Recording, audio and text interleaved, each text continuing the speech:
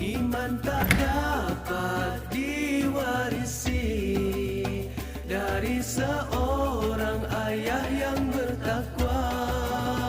Ia tak dapat dijual beli, ia tiada di tepian pantai.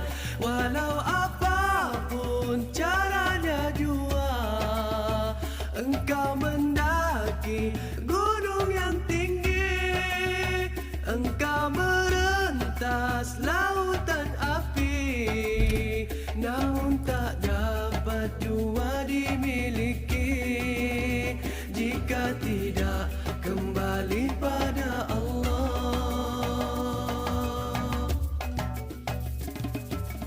Iman adalah mutiara di dalam hati manusia yang meyakini Allah Maha Esa, Maha Kuasa. Tanpamu iman bagaimanalah merasa diri hamba padanya. Tanpamu iman bagaimana